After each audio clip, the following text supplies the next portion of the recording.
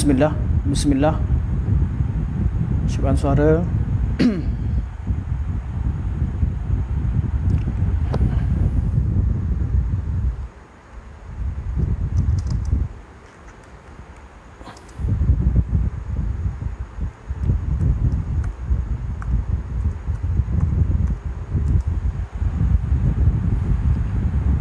Percubaan suara 1 2 3.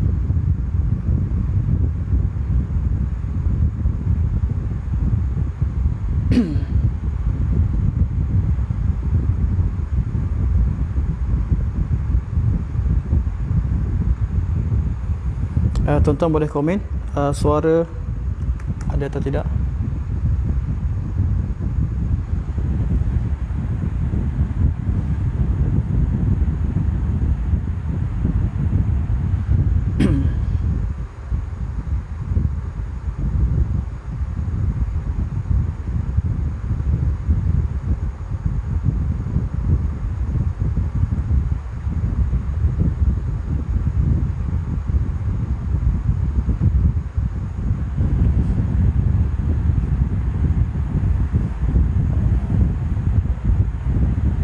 Okey, jadi okey, suara jelas, terima kasih. InsyaAllah tajuk kita pada malam ni kita yang sama insyaAllah. A'udzubillahi minasyaitonir rajim. Bismillahirrahmanirrahim. Alhamdulillahirabbil alamin. Nahmadullaha ta'ala wa nashkuruh wa nusalli wa nusallimu ala sayyidina Muhammadin alladhi ballagha ar-risalah wa adda al-amanah wa nasaha al-ummah hatta ataahu al-yaqin wa ala alihi wa sahbihi ajma'in. Subhanaka la ilma lana illa ma 'allamtana innaka antal alimul hakim. Rabbi shrah li sadri wa yassir li amri wahlul 'uqdatam min lisani yafqahu qawli. Amma ba'd. Fa inna asdaqal hadits kitabullah wa khairal hadi hadi Muhammadin sallallahu alaihi wasallam wa syarrul umuri muhdatsatuha wa kullu muhdatsatin bid'ah wa kullu bid'atin dhalalah wa kullu dhalalatin finnar. Thumma amma ba'd. Tuan-tuan dan puan-puan yang dirahmati Allah, insya-Allah pada hari ini kita akan membaca, kita menyambung bacaan kita membaca kitab Makanatus Sunnah An-Nabawiyah karangan Dr. Omar bin Muslih Al-Husaini, dan tajuk kita pada malam ini ialah Tatawwuru Tadwinus Sunnah ba'da dzalik, perkembangan penulisan ataupun perkembangan tadwin sunnah, perkembangan pengumpulan sunnah selepas zaman tabi'in.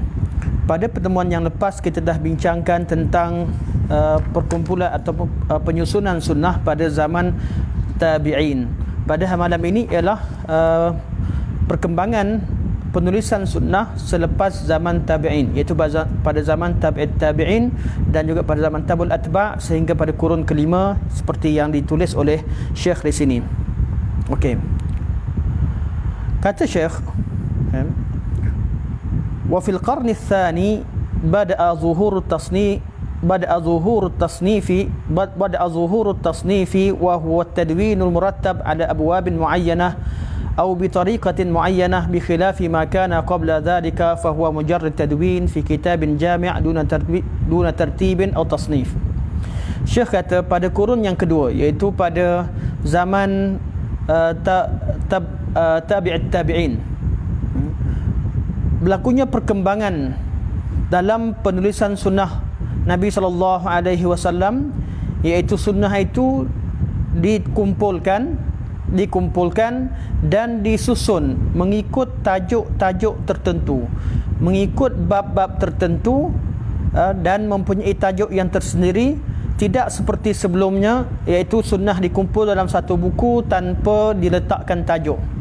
Jadi pada zaman tabi'at tabi'in, iaitu pada kurun kedua dan awal kurun ketiga, berlaku perkembangan penulisan sunnah yang baru, iaitu sunnah yang dikumpulkan dalam musannaf sebelumnya atau dalam suhuf sebelumnya, dikumpulkan, diletakkan sekali. Kemudian pada kurun yang kedua, iaitu pada zaman tabi'at tabi'in, ulama pada zaman tersebut mereka ambil buku-buku yang telah ditulis pada zaman tabi'in dan mereka kumpulkan dengan mereka menambahkan lagi dengan beberapa riwayat yang mereka kumpulkan daripada sumber yang lain yang sahih.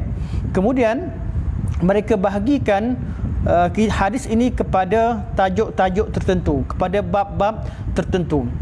Sebab tu kata Syekh, pada kurun ini terkenal beberapa jenis cara penulisan sunnah Nabi SAW. Beberapa kitab, beberapa jenis penulisan sunnah. Kata Syekh, wa zahara fi hadzal qarni anwa'u min al-mu'allafat al-hadithiyah minha, dan timbul pada zaman ini pelbagai jenis bentuk penulisan hadis, antaranya al-musannafat ka musannafi Abdul Razak, seperti musannaf Abdul Razak.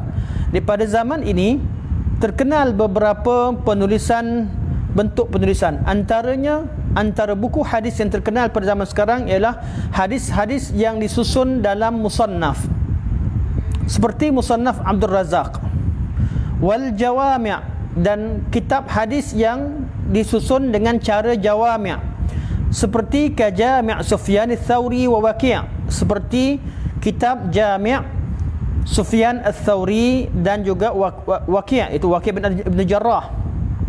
Wal Muwatta'at, dan kitab-kitab Muwatta', ka Muwatta' Malik wa Ibnu Abi Dhi'b, seperti kitab Muwatta' yang ditulis oleh Imam Malik dan Ibnu Abi Dhi'b. Okey, sekarang disebutkan tiga jenis kitab, tiga jenis bentuk penulisan sunnah Nabi SAW pada kurun kedua, iaitu al-musannafat pertama, yang kedua al-jawami', dan ketiga al-muwatta'at. Untuk pengetahuan kita secara umum, kalau kita tengok pada hadis-hadis, kitab-kitab hadis secara umum, dalam banyak-banyak jenis cara penulisan, ada lebih kurang 5 kategori umum yang selalu kita dengar pada kurun pertama hingga kurun keempat atau sebelum kurun kelima, ditambah dengan kitab mustakhrajat. Pertama, kitab yang dinamakan sebagai kitab penulisan kitab berbentuk sunan. Yang paling terkenal lah pada zaman kita panggil Sunan Sittah, sunan yang 6. Penulisan tulis sunan ini ialah berlaku pada kurun selepasnya, pada kurun ketiga. Sekarang kita bincang kurun kedua. Kutubus Sunan kumpulkan hadis Nabi SAW, kemudian dibahagikan tajuk-tajuknya mengikut kitab fiqh. Seperti dikumpulkan hadis-hadis berkaitan dengan kitab taharah, letakkan satu bab. Dia kumpulkan kitab solat, letak satu bab. Kumpulkan hadis berkaitan dengan puasa, kitab siyam, satu bab. Kemudian kumpulkan kitab kitab zakat pada satu tempat. Wa kitabul hajj satu tempat. Kitabun nikah, dan kitab-kitab yang lain. Jadi ini cara penulisan kutubus sunan. Cuma kebiasaannya kutubus sunan lebih fokus kepada hukum-hukum fiqh, iaitu penyusunan berdasarkan kepada bab-bab dalam kitab fiqh. Itu namanya kutubus sunan. Hadis-hadis disusun berdasarkan kepada tajuk hukum fiqh, tajuk bab-bab fiqh, bab taharah, bab salat, bab puasa, bab zakat, bab haji, dan seterusnya. Ini penulisan pertama yang dinamakan kutubus sunan, belum lagi zahir pada zaman ini. Belum zahir zaman ini. Zaman ini wujud juga, cuma ada sedikit perbezaan. Kutubus sunan yang kita sebutkan dalam kutubus sittah, semua sekali adalah hadis Nabi SAW. Hampir semua adalah marfu', kecuali beberapa riwayat yang disebutkan untuk tujuan tertentu. Namun asasnya kutubus sunan mengumpulkan kata Nabi SAW, mengumpulkan hadis-hadis Rasulullah SAW. Pada zaman awal, pada zaman kurun kedua, iaitu pada zaman tabi'in, mereka menulis kitab bernama kitab musannaf, bertajuk kitab al-musannafat. Yang tadi kita sunan, saya terangkan sunan untuk kita mudah faham, sebab ramai kita baca kitab sunan. Kitab musannaf yang mungkin jarang di kalangan orang awam atau penuntut ilmu peringkat awal membacanya, seperti kitab musannaf Abdul Razak dan juga beberapa kitab musannaf Ibn Abi Syaibah dan sebagainya. Musannaf sama seperti kitab, sama penyusunannya seperti sunan. Musannaf sama seperti sunan, iaitu hadis-hadis Nabi SAW dikumpulkan dalam tajuk tertentu, tajuk kitabut taharah, kitabus salah, kitabus siyam, kitabuz zakah, kitabul hajj, kitabun nikah, kitabul muamalat sampai seterusnya. Sama seperti sunan. Cuma bezanya musannaf ini, mereka tidak mereka tidak memasukkan dalam kitab mereka terhad kepada hadis Nabi. Termasuk yang dimasukkan juga ialah kata-kata sahabat, iaitu al-mauqufat. Riwayat-riwayat yang diriwayatkan daripada sahabat Nabi SAW, kata-kata sahabat, perbuatan sahabat, ijtihad sahabat, pandangan sahabat. Begitu juga mereka kumpulkan sekali ialah fatwa-fatwa ulama tabi'in. Jadi kitab musannaf tidak sahaja mengandungi kata-kata Nabi, malah mengandungi hadis Nabi bersama dengan kata-kata sahabat, kata-kata tabi'in dan ijtihad mereka. Jadi musannafat, dan kitab musannaf kita akan jumpa perbezaan dengan sunan kat mana. Kutubus sunan hanya fokus kepada hadis Nabi SAW yang marfu', kecuali disebutkan beberapa hadis mauqufat dan juga beberapa asar dengan tujuan-tujuan tertentu mengikut cara penulisan masing-masing. Kutubul musannafat sama seperti sunan, cuma mereka masukkan juga kata-kata sahabat, tabi'in dan tabi'in. Ini jenis yang pertama, iaitu mereka kumpulkan hadis bersama dengan kata-kata sahabat, bersama dengan ijtihad ulama tabi'in. Kemudian timbul juga kitab yang dinamakan sebagai kitab jawami'. Kitab jawami' seperti Jami' Sufyan Ats-Tsauri dan juga Jami' Waqi' bin Jarrah. Kitab Jami' maksudnya apa? Kitab Jami' maksudnya penulisan hadis-hadis yang dikumpulkan seperti kutubus sunan dan seperti musannafat, iaitu disusun mengikut bab-bab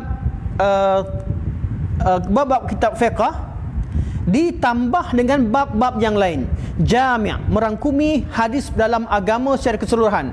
Kita akan jumpa dalam kitab Jawami' ada kitab tafsir, ada kitab-kitab berkaitan dengan sirah, mana kitabul maghazi, kitab-kitab yang lain mereka tak terhad pada hukum fiqh. Selepas mereka kumpulkan hukum fiqh, ada berkaitan dengan kitabul iman, ada berkaitan dengan kitabul maghazi, berkaitan dengan bahagian akidah dan sebagainya, sehingga dalam bab agama ni semua sekali dikumpulkan dalam kitab Jami'. Ini asal pada penulisan Jami'. Dan ketiga, wal muwatta'at, ditulis pada zaman ini jenis penulisan kitab muwatta'at. Kitab muwatta'at ialah sama seperti kitab musannafat, lebih kurang dengan kitab musannafat. Cuma kitab-kitab muwatta'at, istilah ini lebih terkenal di Madinah Al-Munawwarah, dan perbezaannya perbezaan tidak banyak. Dia hanya lebih kepada istilah yang membezakan antara istilah umum musannafat dengan muwatta'at. Kalau kita tengok kepada kitab Muwatta Imam Malik, penyusunan juga seperti susunan yang terdapat dalam kitab Al-Musannafat. Ni tiga jenis bentuk penulisan kitab hadis, atau tiga bentuk jenis pengumpulan hadis pada zaman tabi'in. Sebab tu kata Syekh, wal ghalib fi hadhihi al-musannafati ay yajma'a fiha ma'a hadithin Nabi sallallahu alaihi wasallam aqwalis sahabati wat tabi'in. Dan kebanyakan penulisan pada zaman ini mereka gabungkan hadis Nabi sallallahu alaihi wasallam bersama kata-kata sahabat dan tabi'in. Okey. Apa rahsianya? Apa pengajaran yang kita dapat tengok daripada cara penulisan pada zaman ini? Pada zaman ini mereka kumpulkan bersama hadis Nabi, kata-kata sahabat dan tabi'in. Di sini terlihat bahawa bagaimana ulama tabi'in menjadikan kata-kata sahabat dan pemahaman sahabat dan pemahaman tabi'in, iaitu ulama sebelumnya, sebagai hujjah yang dinamakan sebagai qaul salaf. Sebab tu dalam agama, selain daripada kita mengikuti Al-Quran dan Sunnah, kita juga perlu memahami Al-Quran dan Sunnah berdasarkan kepada fahaman salaf. Sebab tu kita tengok kepada zaman tabi'it tabi'in, selain daripada mereka kumpulkan hadis Rasulullah sallallahu alaihi wasallam, dan mereka juga kumpulkan kata-kata sahabat berkaitan dengan bab yang sama, dan mereka kumpulkan kata-kata tabi'in dan fatwa mereka berkaitan dengan bab yang sama, supaya dapat dipandu bagaimana cara kita untuk memahami hadis Rasulullah sallallahu alaihi wasallam. Dan inilah dia cara yang betul untuk memahami hadis Nabi. Kita sebelum kita menafsirkan hadis Nabi dengan cara kita cuba istinbat, kita hendaklah berittilaq, hendaklah kita membuka kitab-kitab terdahulu, kita tengok bagaimana ulama-ulama terdahulu mereka fahami hadis tersebut. Sebab kadang-kadang bila suatu hadis kita hanya tengok kepada makna yang zahir, oleh kerana kefahaman bahasa kita yang terhad, ataupun kerana kita tidak memahami konteks pada suatu keadaan ketika hadis itu diutarakan, menyebabkan kita tersalah faham. Sebab tu perlu dikumpulkan dalam bab pemahaman, selain daripada kita membaca hadis Nabi SAW, kita juga perlu merujuk kata-kata sahabat dan kata tabi'in. Ada sahabat, beberapa orang sahabat saya sendiri tanya, bagaimana kita nak cari pandangan salaf? Sebab orang kata kalau nak cari hadis Nabi senang, kita boleh buka dalam kutubus sittah, tengok pada kitab-kitab hadis yang ada. Jadi jawapannya antara kitab-kitab yang boleh kita kaji pandangan ulama salaf dalam suatu masalah, kita buka kitab Al-Musannafat, kita buka kitab Al-Jawami', kita buka kitab Muwatta'an. Sebab tu kalau kita tengok kepada kitab Muwatta' Imam Malik, Muwatta' Imam Malik disyarahkan oleh Imam Ibn Abdul Bar dalam kitab At-Tamhid. Kemudian beliau ringkaskan syarah tersebut dalam kitab Al-Istizkar. Kitab Muwatta' adalah kitab hadis. Tapi kalau kita tengok kepada kitab At-Tamhid dan Al-Istizkar, adalah kitab asas dalam mazhab Maliki. Sebab kitab Muwatta' disusun berdasarkan kepada hukum fiqh, dan dalam kitab Muwatta' juga termuatnya kata-kata Imam Malik dalam masalah akidah yang banyak. Kita akan jumpa kata-kata Imam Malik berkaitan dengan arash, pandangan Imam Malik berkaitan dengan sifat-sifat Allah Subhanahu Wa Taala ada dalam kitab Muwatta'. Sebab tu kalau kita tengok pada kitab Al-Istizkar dan kitab At-Tamhid yang mensyarahkan kitab Muwatta', ataupun kita kata Tanwirul Hawalik yang disyarahkan oleh Imam Suyuti rahimahullah, kitab-kitab ini tidak terhad membincangkan tentang masalah hadis, malah mereka membincangkan masalah berkaitan dengan fiqh kebanyakannya, dan sebahagian daripada bab mereka khususkan dalam bab masalah akidah. Kerana pada zaman tersebut cara penulisan hadis pada zaman tersebut mereka tidak memisah-misahkan.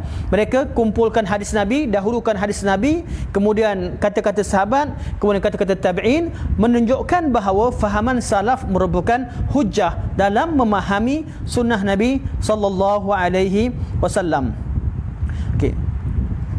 Kemudian kata Syekh, washtahara bitasnifi fi hadzal qarni adadun kabirun min ahli ilmi. Dan pada zaman ini ada jumlah yang besar di kalangan ahli ilmu yang terkenal dalam menulis buku atau mengumpulkan sunnah pada zaman ini.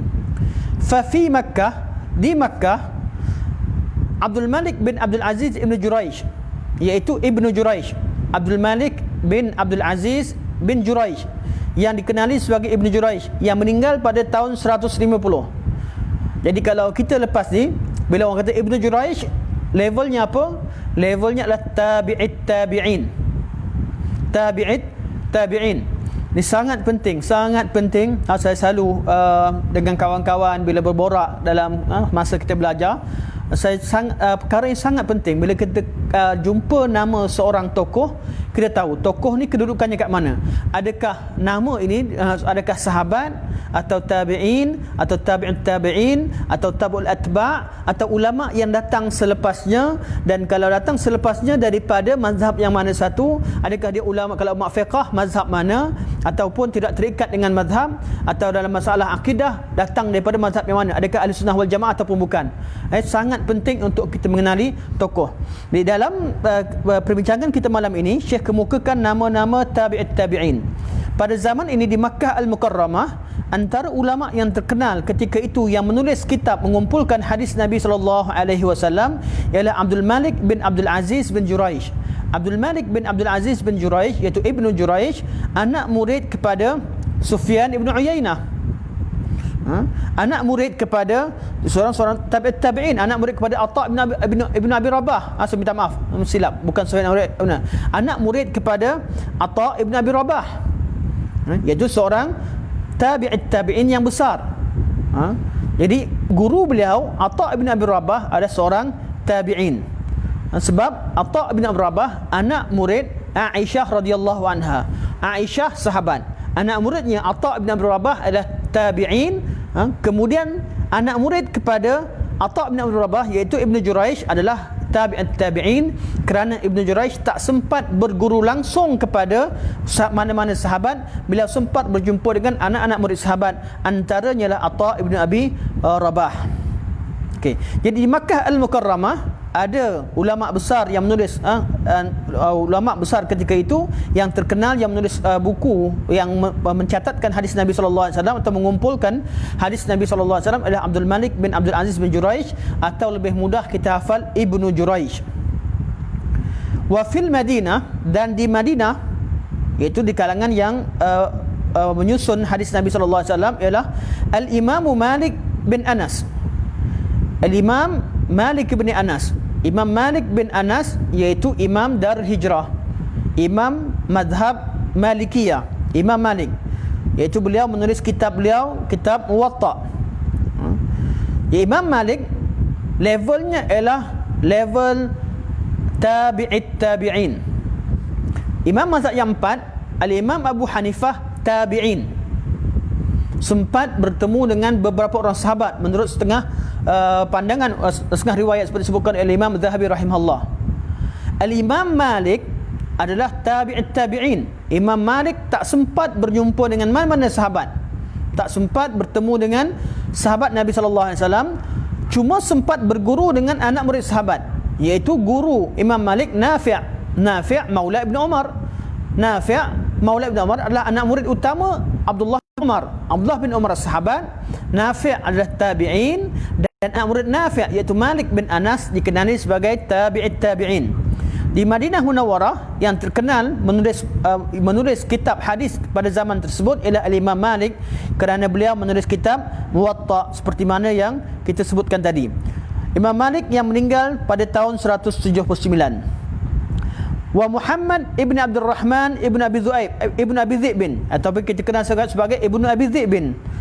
Ibnu Abi Dhi'bin juga tulis kitab Muwatta. Sebab tu di Madinah Imam Malik tulis kitab Muwatta, Ibnu Abi Dhi'bin tulis kitab Al-Muwatta, Abdullah bin Wahab juga ada menulis kitab Muwatta, kerana istilah Muwatta ini terkenal di Madinah Al-Munawwarah dan beberapa tempat yang lain, cuma lebih terkenal di Madinah Al-Munawwarah. Muhammad bin Abdul Rahman ibn Abi Dhi'bin, iaitu Ibn Abi Dhi'bin adalah seorang tabi'it tabi'in, kerana beliau sempat berguru dengan Ikrimah dan juga Nafi' Maula Ibnu Umar. Ikrimah Maula Ibnu Abbas. Ikrimah anak murid Ibnu Abbas, Nafi' anak murid Ibnu Umar, dan Al-Imam Muhammad bin Abdul Rahman ibn Abi Dhi'bin, iaitu Ibn Abi Dhi'bin, sempat berguru dengan tabi'in, maka beliau dalam level tabi'it tabi'in. Begitu juga pada zaman ini yang terkenal mengumpulkan riwayat-riwayat berkaitan Rasulullah sallallahu alaihi wasallam, iaitu Muhammad bin Ishaq Al-Muttalib. Itu Muhammad bin Ishaq Al-Muttalibi. Dulu saya baca Al-Matlabi, tapi bila saya rujuk adalah Al-Muttalibi. Yang meninggal pada tahun 151, iaitu pengarang kitab Sirah An-Nabawiyah, kitab Sahibus Sirah An-Nabawiyah yang terkenal, yang dikenali sebagai Ibnu Ishaq. Ini antara ulama-ulama terkenal yang menulis buku, menulis karangan berkaitan dengan hadis pada zaman mereka di Madinah Al-Munawwarah. Manakala di Basrah, wa fil Basrah Sa'id bin Abi Arubah. Sa'id bin Abi Arubah anak murid kepada Ayyub As-Sakhtiyani, dan anak murid kepada Al-Hasan Al-Basri, anak murid kepada Al-A'mash, Sulaiman Al-A'mash.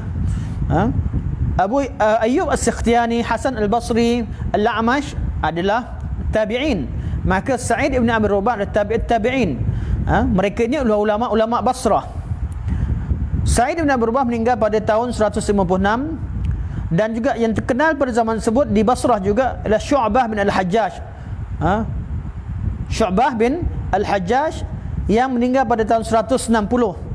Seorang tabi'in terkenal, anak murid kepada Ayyub As-Sakhtiyani juga, dan anak murid kepada Qatadah bin Di'amah As-Sadusi. Dan di Basrah juga yang terkenal ialah Al-Imam Hammad bin Salamah bin Dinar. Hammad bin Salamah bin Dinar, seorang tabi'in, anak murid kepada Ibnu Abi Mulaikah, iaitu seorang tabi'in. Manakala di Kufah, wa fil Kufah Sufyan Ats-Tsauri, ulama yang terkenal mengumpulkan hadis dalam penulisan adalah Sufyan Ats-Tsauri, juga anak murid kepada Ayyub As-Sakhtiyani, seorang tabi'in. Jadi beliau seorang tabi'in, sempat berguru dengan Ayyub As-Sakhtiyani walaupun ketika beliau muda, iaitu beliau tabi'in yang dipanggil tabi'in as-saghir, yang kecil. Begitu juga di Kufah yang terkenal adalah Waqi' bin Al-Jarrah, iaitu anak murid kepada Al-A'mash, juga seorang tabi'in, kerana Al-A'mash adalah seorang tabi'in. Al-A'mash meninggal pada tahun 197. Wa fi Misra, dan di Mesir yang terkenal adalah Al-Laits bin Sa'ad Al-Fahmi. Laits bin Sa'ad adalah pengasas kepada mazhab Al-Laitsi. Mazhab Laits bin Sa'ad terkenal di dunia Islam sehingga pada zaman Syekhul Islam Ibn Taymiyah rahimahullah, iaitu sebelum kedatangan sebelum Syekh Islam lahir, pada zaman Imam Nawawi pada kurun yang ke-7, masih lagi ada pengikut mazhab Al-Laitsi. Jadi sebelum dia mazhab sebelum ditentukan mazhab 4, mazhab Laits juga antara mazhab yang terkenal. Malah kata Imam Syafi'i rahimahullah mensifatkan kealiman Laits. Imam Syafi'i kata Laits afqah min Malik. Laits itu lebih faqih, lebih alim daripada Malik, illa an ashabahu lam yaqumu bih. Akan tetapi anak-anak muridnya tidak menyebarkan ilmunya dengan begitu luas, sehingga mazhab tadi tidak ramai pengikut. Akhirnya selepas pada kurun ke-7, sehingga tidak didengar lagi nama mazhab Al-Laitsi. Jadi mazhab Al-Laitsi, pengasasnya Laits bin Sa'ad, iaitu ulama besar dalam kalangan tabi'in, dan merupakan antara anak murid utama kepada Al-Imam Ibn Shihab Az-Zuhri, seorang tabi'in besar yang mana kita sebutkan sebelum ini, iaitu orang yang pertama, orang yang ditugaskan oleh Umar bin Abdul Aziz untuk kumpulkan hadis Rasulullah sallallahu alaihi wasallam. Jadi Az-Zuhri guru kepada Al-Imam Laits bin Sa'ad yang tinggal di Mesir, manakala Az-Zuhri tinggal di Madinah Al-Munawwarah. Di Mesir juga terkenal ialah Abdullah bin Wahab, iaitu yang beliau juga menulis kitab Muwatta seperti mana yang kita sebutkan tadi. Ini antara ulama yang terkenal di Mesir. Selain daripada mazhab Al-Laitsi, ulama yang kita sebutkan yang sebelum ini juga, mereka ada mazhab Imam Malik, terkenal sampai sekarang mazhabnya, dan ada mazhab Sufyan Ats-Tsauri. Mazhab Ats-Tsauri juga mazhab yang besar pada suatu ketika, namun pada zaman sekarang hampir tidak kita dengar nama mazhab Ats-Tsauri kerana karangan anak-anak muridnya tidak menyebar luaskan penulisan ataupun fahaman gurunya ataupun pandangan-pandangan gurunya. Wa fi Khurasan, dan di Khurasan ada Abdullah bin Ibn Mubarak, Abdullah ibn Abi Mubarak, Abdullah ibn Mubarak, yang meninggal pada tahun 181 Hijriah, seorang tabi'in. Dan Abdullah bin Mubarak tidak sama dengan Abdullah bin Mubarak di kalangan seorang daripada yang seorang ahlul kalam yang bernama Abdullah bin Mubarak, yang lebih kurang hidup sezaman. Ini Abdullah bin Mubarak tabi'in yang terkenal, anak murid kepada Abu Hanifah. Abdullah bin Mubarak sempat berguru dengan Abu Hanifah, dan anak murid sempat berguru dengan Hisham bin Urwah, juga berguru dengan Al-A'mash, iaitu semua mereka yang saya sebutkan tadi, guru-guru mereka adalah di kalangan, guru-guru beliau adalah di kalangan tabi'in. Maka Abdullah bin Mubarak adalah di kalangan tabi'in. Wa fil Yaman, dan di Yaman yang terkenal pada zaman kurun kedua, iaitu di kalangan tabi'in, ialah Ma'mar bin Rashid. Ma'mar bin Rashid sempat ketika pergi ke Basrah, sampai di Basrah pada hari Hasan al-Basri meninggal. Ini Ma'mar bin Rashid, seorang ulama Yaman yang hebat. Ma'mar bin Rashid pergi merantau sampai ke Basrah, ingin berguru dengan Hasan al-Basri. Sampai di sana sempat bertemu, sempat solatkan jenazah Hasan al-Basri, namun tidak sempat berguru dengan Hasan al-Basri. Jadi beliau bukan anak murid Hasan al-Basri, namun beliau sempat berguru dengan Thabit al-Bunani. Dan sempat juga berguru dengan Qatadah bin Di'amah as-Sadusi, dan sempat berguru dengan Al-Imam Zuhri rahimahullahu jami'an. Jadi Ma'mar bin Rashid antara tabi'in yang besar, kerana sempat berguru dengan tabi'in yang besar seperti Az-Zuhri dan juga Thabit al-Bunani. Ma'mar bin Rashid terkenal di Yaman kerana setelah beliau balik semula ke Yaman, orang-orang Yaman, kerana beliau suka mengembara. Ma'mar bin Rashid mengembara daripada satu negara ke satu negara yang lain, satu tempat, bertujuan untuk mencari ilmu. Setelah ke Basrah, beliau berhijrah ke beberapa tempat, sampai di Yaman. Orang masyarakat Yaman takut beliau keluar dari Yaman. Akhirnya beliau dikahwinkan dan beliau diberikan beberapa pemberian untuk beliau kekal mengajar di Yaman. Akhirnya Ma'mar bin Rashid beliau kekal di Yaman mengajarkan ilmu dan terkenal sebagai ulama Yaman di tempat asal beliau. Sedangkan pada kehidupan beliau, dalam kehidupan zaman muda beliau lebih banyak menghabiskan masa mencari ilmu di luar. Setelah beliau agak berusia, beliau balik ke Yaman, beliau dinikahkan dengan anak dara yang cantik, seperti mana kisah yang disebutkan berkaitan dengan Ma'mar Rashid, dinikahkan dengan seorang wanita yang cantik di Yaman, dan mereka memberikan tempat tinggal dan mereka merayu supaya Ma'mar Rashid kekal di Yaman mengajarkan ilmu di Yaman. Dan itulah yang dilakukan oleh Ma'mar bin Rashid. Sebab itu Ma'mar bin Rashid beliau antara yang kalau tengok pada sanad kitab Wahab bin Munabbih, Muhammad bin Rashid antara perawinya, iaitu beliau banyak menguasai hadis-hadis Rasulullah sallallahu alaihi wasallam. Dan yang terkenal Yaman juga pada zaman tabi'in ini ialah Abdul Razak bin Hammam as-San'ani. Abdul Razak as-San'ani. Tuan-tuan tengok Ustaz 146 pada nota yang diedarkan. Abdul Razak as-San'ani iaitu pemilik kitab Al-Musannaf, Musannaf Abdul Razak. Dan Abdul Razak adalah syekh pada Al-Imam Ahmad, syekh pada Imam Ahmad bin Hanbal. Ini ada kisah yang tersendiri.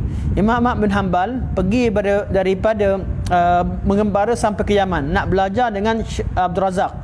Sampai di rumah Abdul Razak, Imam Ahmad ketuk pintu.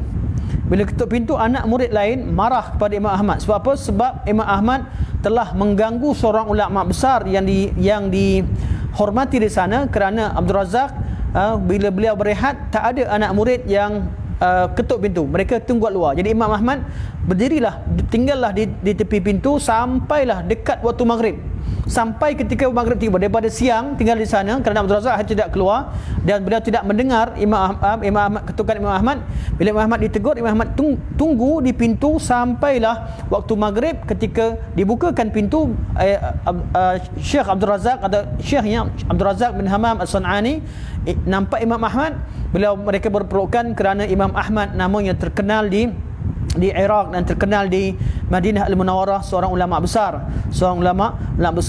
dan Abdul Razak as-San'ani adalah guru kepada Imam Ahmad. Jadi Abdul Razak adalah tabi'in, Imam Ahmad tabi'ul atba'. Kita ada nama sahabat. Kurun pertama lepas pada zaman Nabi ada sahabat. Kemudian lepas sahabat namanya tabi'in. Selepas tabi'in nama tabi'it tabi'in. Selepas tabi'it tabi'in nama tabi'ul atba'. Imam Abu Hanifah di kalangan tabi'in, Imam Malik di kalangan tabi'it tabi'in, Imam Syafi'i dan Imam Ahmad di kalangan tabi'ul atba'. Tabi'ul atba' artinya anak murid kepada tabi'it tabi'in. Ini adalah kedudukan mereka dari segi apa? Dari segi perguruan mereka atau zaman mereka hidup dan zaman mereka mengembangkan Islam. Okey, inilah penulisan pada kurun kedua. Jadi kurun pertama pada zaman Nabi sallallahu alaihi wasallam, hadis Nabi sallallahu alaihi wasallam sahabat terima langsung kepada Nabi sallallahu alaihi wasallam, dan kebanyakan sahabat hafal hadis Nabi. Kalau mereka berhadapan masalah, mereka direct jumpa dengan Nabi sallallahu alaihi wasallam, maka keperluan untuk menulis itu tidak banyak kecuali keadaan tertentu. Seperti mana ketika haji datang seorang daripada Yaman, Abi Syah, dia kata, "Ya Rasulullah, aku telah tua, aku tak hafal apa yang kamu sampaikan." Kemudian Nabi arahkan supaya tulis untuk Abi Syah. Nabi juga membenarkan Abdullah bin Umar menulis, dan Nabi membenarkan beberapa orang sahabat yang lain menulis. Itu penulisan pada zaman Nabi sallallahu alaihi wasallam, namun tidak meluas. Ia merupakan penulisan catatan personal. Sampai pada zaman sahabat selepas kewafatan Rasulullah sallallahu alaihi wasallam, catatan-catatan hadis itu ditulis oleh sahabat-sahabat tadi. Makin berkembang, namun masih usaha personal. Sahifah, sahabat-sahabat menulis sahifah dan menulis risalah, kirim antara satu sama lain, kongsi hadis, share hadis dengan satu sama lain. Sahabat pergi bermusafir, cari hadis, kemudian mereka catatkan. Dan catatan wujud pada zaman sahabat, namun belum disusun bukunya.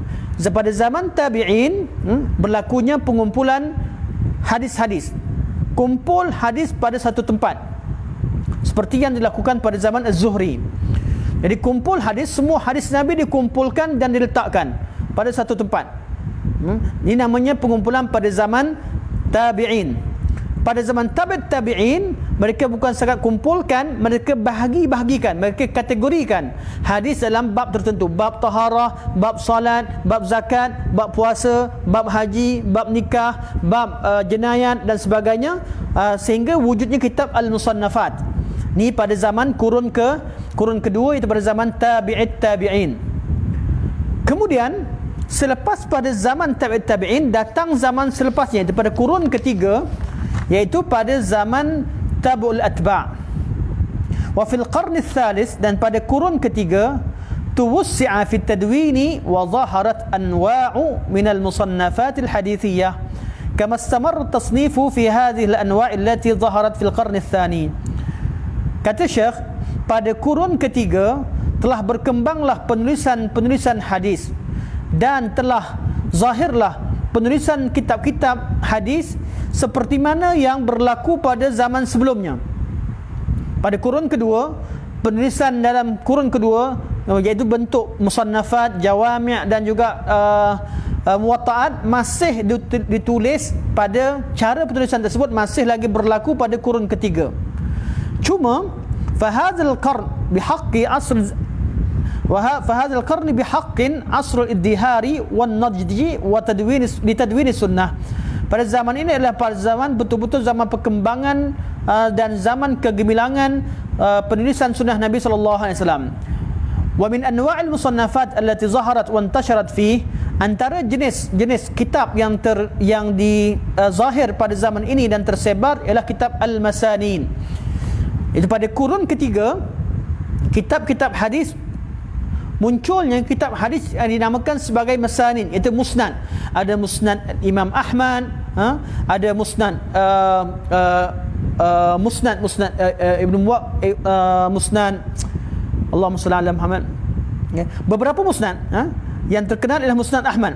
Masanid banyak, ada dalam catatan di sana, saya terlupa. Namun bila disebut musnad, yang kekal dan yang terkenal adalah musnad al-Imam Ahmad. Jadi pada zaman kurun ketiga, iaitu pada zaman tabul atba', zahirnya beberapa jenis penulisan. Antaranya kitab al-masanid, was-sahah, dan kitab-kitab sahih seperti Sahih Bukhari dan Sahih Muslim.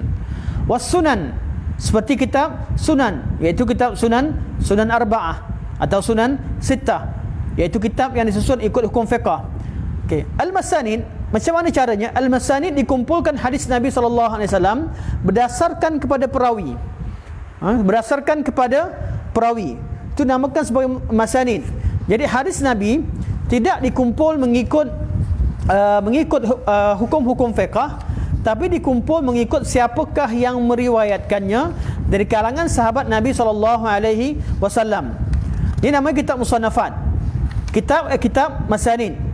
Kitab musnad berdasarkan kepada perawi hadis di kalangan sahabat Nabi sallallahu alaihi wasallam.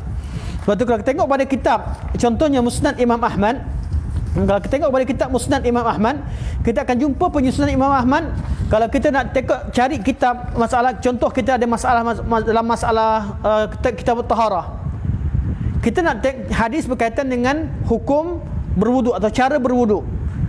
Kita tak boleh hanya sekadar nak tahu berwuduk, kita nak pergi cek ke kitab Ahmad, tak tahu kat mana. Musnad Ahmad besar, hadisnya banyak,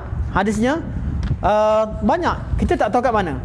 Jadi yang perlu kita tahu, hadis, kita kena tahu dulu hadis taharah tersebut diriwayatkan oleh siapa. Kalau diriwayatkan oleh Abu Hurairah, kita perlu buka Musnad Abu Hurairah. Ya, sebab apa? Sebab kitab Masanid mereka susun hadis, kumpulkan hadis berdasarkan kepada sahabat yang meriwayatkannya. Sebab itu dalam kitab Imam Ahmad mulakan dengan sahabat-sahabat, 10 orang sahabat yang dijanjikan syurga. 10 orang sahabat yang dijanjikan syurga, iaitu di kalangan sahabat Nabi SAW yang dijanjikan syurga dalam satu hadis yang diriwayatkan oleh Abdul Rahman bin Auf dan juga Talha bin Ubaidillah. Di sini juga kenapa? Kalau kita zaman sekarang, kita buka kitab Imam Ahmad, masalah yang besar berlaku pada kita. Sahabat Nabi yang 10, yang merupakan 10 orang sahabat yang pasti dikenali oleh orang awam pada zaman Imam Ahmad. Kenapa Imam Ahmad susun kitab, letakkan 10 orang sahabat? Sebab Imam Ahmad untuk memudahkan orang awam pada zaman beliau.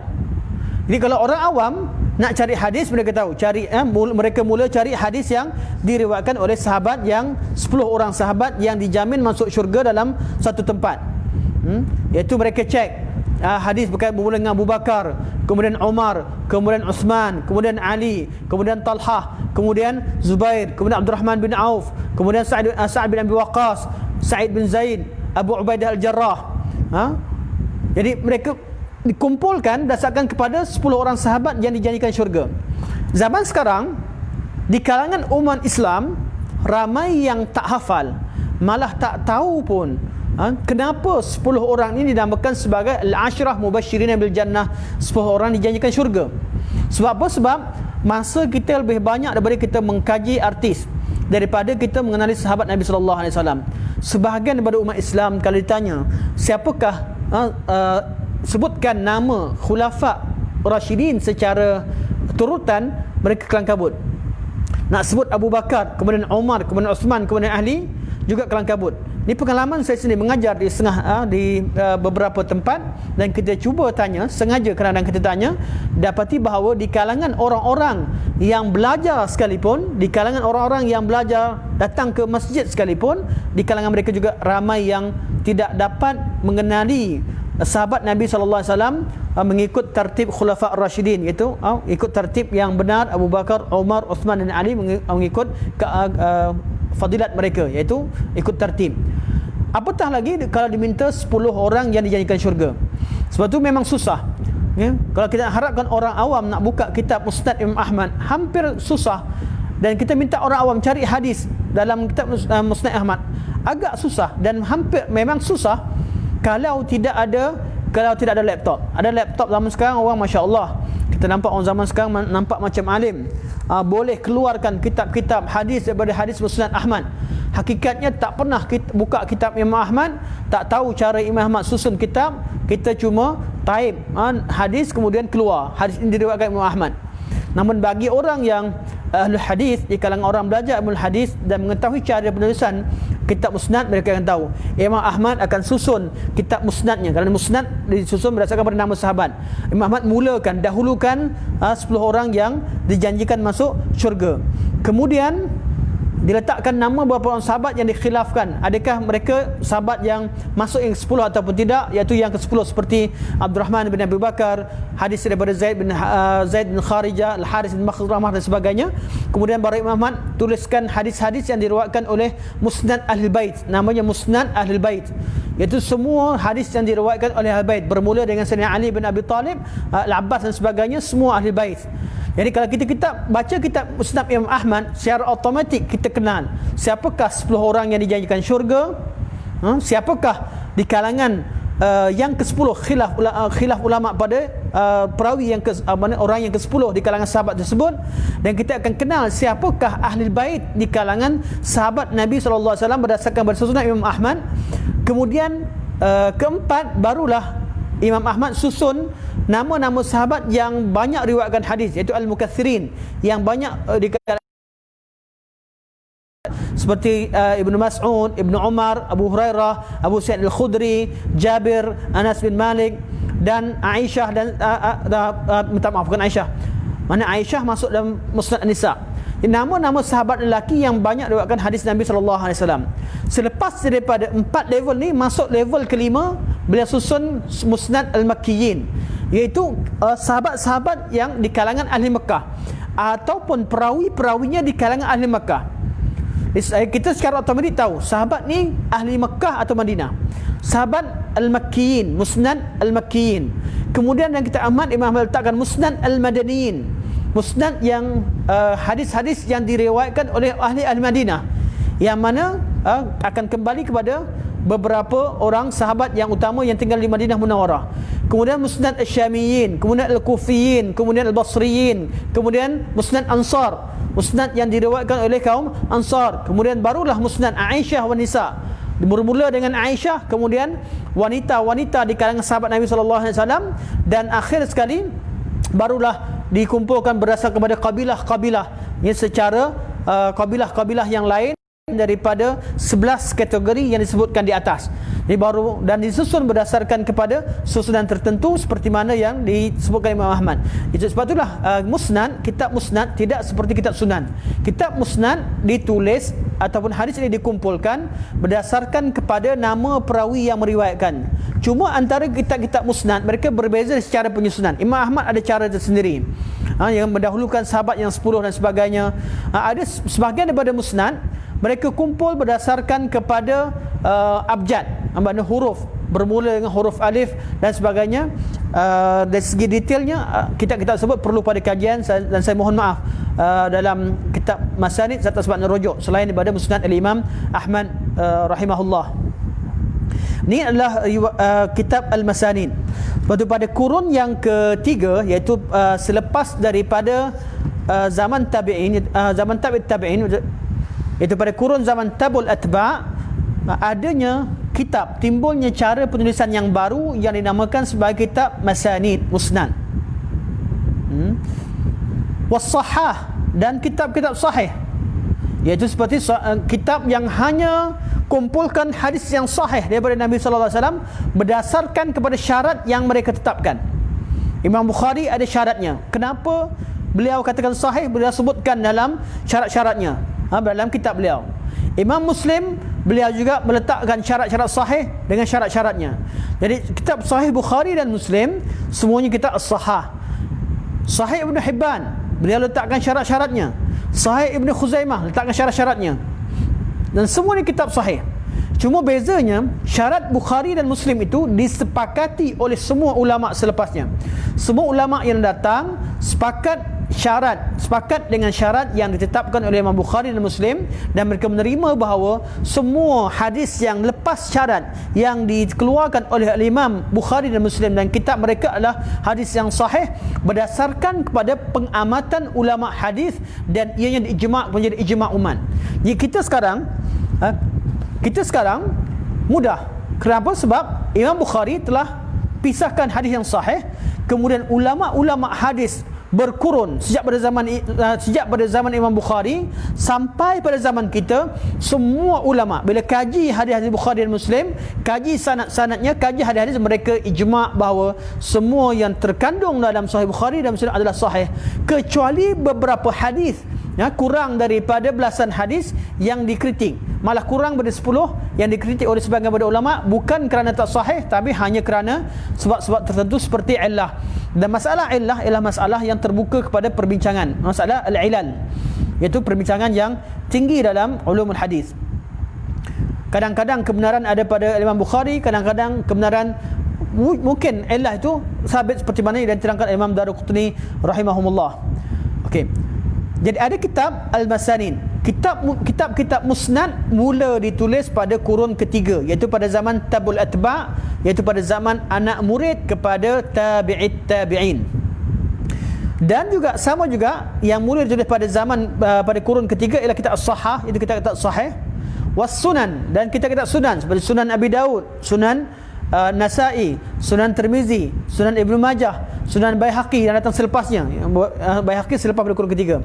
Mana sunan-sunan mula ditulis pada kurun ketiga, dan diteruskan pada zaman selepasnya seperti Sunan Al-Baihaqi dan sebagainya. Cuma permulaannya yang mula menulis kitab Sunan ialah ulama-ulama pada kurun ketiga, iaitu pada tahun ke-200 hingga 300 Hijriah. Pada waktu ini terkenalnya penulisan-penulisan berbentuk as-sunan. Wat tasnif fi mukhtalifil hadis. Dan jenis yang keempat, yang jenis hadis, kitab hadis yang ditulis pada zaman ini ialah penulisan dalam mukhtaliful hadis, iaitu ulama mengumpulkan dua hadis yang pada zahirnya, pada pandangan orang awam bila baca nampak macam beradanya pertentangan antara dua hadis. Jadi mereka kumpulkan hadis-hadis yang pada zahirnya seperti bertentangan maknanya antara satu sama lain. Mereka terangkan sebenarnya dua hadis tidak bertentangan. Kenapa? Kerana jawapannya sekian dan sekian. Jenis begini dinamakan kitab mukhtaliful hadis. Kitab mukhtaliful hadis. Okey, ni adalah penulisan hadis yang terkenal yang terjadi pada kurun ketiga, dan kurun ketiga iaitu tebak ialah pada zaman keemasan penulisan hadis. Dan pada kurun inilah, kurun ini juga sebagai faedah timbulnya ahli kalam. Sebab tu ulama-ulama, kalau kita tengok kepada, kita kenal nama-nama ulama. Bagi siapa yang kaji, kita tengok pada nama ulama yang kita sebutkan tadi semua sekali, mereka semua nama disebutkan. Yang tuan-tuan baca bagi kitab ni berpuluh-puluh, hampir jejak ratus nama sebenarnya, selain pada nama yang saya skip. Semua sekali sepakat tolak ilmu kalam dalam masalah akidah. Sebab ilmu kalam mereka tidak mensyarahkan akidah berdasarkan kepada hadis, namun kepada ilmu logik Yunan. Sebab tu kita dapati bahawa ulama hadis pada zaman ini yang mereka kumpulkan, mereka dapati bahawa apa yang dipermasalahkan oleh ahli kalam itu telah pun dijawab dalam hadis Nabi sallallahu alaihi wasallam, telah pun dijawab dalam kitab-kitab dalam pandangan mauqufat sahabat-sahabat, dan telah pun dijawab dalam pandangan ulama tabi'in. Maka mereka merasa tidak perlu kepada ilmu kalam, kerana masalah akidah tersebut masalah yang telah sempurna. Namun bagi orang di kalangan ahli falsafah, mereka tidak mengkaji agama dengan mendalam. Cara mereka cuba menjawab atau kaji agama dengan mula mengkaji syubhat-syubhat yang dibawa oleh ahli falsafah. Akhirnya mereka tenggelam dengan cara pemikiran falsafah dan mereka mewujudkan mazhab sendiri. Mereka mensyarahkan akidah Islam tidak berdasarkan kepada pandangan salaf. Bagi ulama hadis, siapa yang belajar dalam ulama hadis, kita tengok pada rentetan zaman sahabat tabi'in, kita akan dapati bahawa mereka sangat terikat dengan pandangan salaf, sebab mereka masih lagi mengekalkan fahaman salaf dalam pengajian mereka. Sebab itulah kita datang pada zaman yang sama, iaitu pada zaman wujud tabi'in, pada zaman wujudnya tabi'ul atba', pada akhir pada tabi'in, iaitu pada zaman tabi'in timbulnya ahlul kalam, yang timbulnya masuknya ilmu kalam dalam masyarakat Islam, dan ditolak secara ijma' oleh semua ulama hadis pada zaman tersebut. Sebab tu bagi siapa yang kaji, tengok balik kata-kata ulama yang mengeji ilmu kalam, semua nama-nama yang kita baca tadi, ada qaul mereka mengeji ilmu kalam dan menolak ahli kalam dan mensifatkannya sebagai ahli bid'ah. Dan ini bukan suatu perkara karang, ia hanya diketahui oleh orang-orang yang mengkaji hadis Nabi sallallahu alaihi wasallam dan mengkaji kitab-kitab ulama salaf berdasarkan kepada nama-nama yang kita sebutkan dalam kitab yang kita bincangkan sekarang dan kitab-kitab yang lain. Ini pada kurun ketiga. Wa fil qarn ar-rabi' wal khamis, manakala pada kurun keempat dan kelima. Keempat kelima artinya lepas daripada zaman salaf. Mereka pada zaman zaman salaf, kan kita tahu bahawa zaman salaf zaman sahabat, Nabi kata sebaik khairul qurun qarni thumma alladhina yalunahum thumma alladhina yalunahum thumma alladhina yalunahum. 3 kali atau 2 kali misalkan pada riwayat. Jadi sebaik-baik kurunku, iaitu kurun Nabi bersama sahabat. Ini zaman sahabat, Nabi bersama sahabat. Thumma alladhina yalunahum, kemudian orang yang datang selepas pada zaman sahabat, tabi'ut tabi'in. Thumma alladhina yalunahum, kemudian yang datang selepasnya, tabi'ut tabi'in. Dan setengah riwayat sebut thumma alladhina yalunahum, kemudian yang datang selepasnya tabi'ul atba'. Di kalangan tabi'ul atba', iaitu 4 kurun atau 3 kurun ataupun 4 kurun berdasarkan pada dua lafaz, ada 3 kurun atau 4 kurun yang utama, inilah dinamakan sebagai zaman salafus salih. Betul, bagi siapa yang kaji akidah, mereka akan dapati bahawa zaman sahabat, zaman tabi'in, zaman tabi'it tabi'in dan tabi'ul atba', mereka semua menolak 100% idea yang dibawa oleh golongan Ahlul Kalam, iaitu menafsirkan, cuba memahami ayat-ayat akidah, memahami persoalan akidah melalui ilmu akal yang dipelajari daripada ahli falsafah yang kufur, pada orang kafir pada zaman tersebut, iaitu ahli falsafah di kalangan orang-orang bukan Islam, sehingga wujudnya istilah falsafah Islam. Hakikatnya ilmu falsafah ketuhanan itu dibawa oleh orang bukan Islam. Kemudian selepas wujud falsafah Islam, wujudnya golongan ahlul kalam. Sebab itu saya sangat pelik bagi yang mendakwa bahawa ilmu kalam adalah rentetan daripada ajaran salaf. Hakikatnya kita tengok kepada ulama salaf menolak ilmu kalam dan tidak ada kaitan dari segi pengajaran ilmu falsafah. Walaupun kita tidak nafikan di kalangan ulama kalam, sebahagian daripada mereka adalah muhaddisin pada zaman mereka. Muhaddisin itu orang belajar hadis, seperti beberapa orang ulama mereka belajar hadis. Jadi mereka ini diagungkan, dibesarkan kerana mereka berkhidmat pada hadis Nabi SAW. Jadi taklah kita kata bila orang tu berkecimpung dengan ilmu kalam mereka salah 100%. Tidak. Tujuan mereka untuk pertahankan Islam dan tujuan mereka untuk kebaikan, untuk menyumbang. Namun ilmu itu bukanlah ilmu yang timbul datang daripada sumber yang bersih daripada Nabi SAW. Ilmu yang bercampur aduk antara yang hak dan yang batil. Kita tak kata semua tak ada hak, ada kebaikan, ada benda yang betul, tapi bercampur aduk. Sedangkan bab akidah, kita inginkan akidah yang suci dan murni yang diajarkan oleh Rasulullah SAW dan difahami oleh sahabat Nabi SAW dan orang-orang yang mengikuti mereka di kalangan sahabat tabi'in dan tabi'it tabi'in dan orang-orang yang mengikuti mereka sehingga hari akhirat. Okey. Dan pada kurun ke-4 dan ke-5, kata Syekh, wa fil qarn ar-rabi' wal khamis, dan pada kurun ke-4 dan ke-5 istamarra tadwin, penulisan hadis itu berterusan. Wa uniya fihi bistikmal at-tasnif fi anwa'in sabiqah.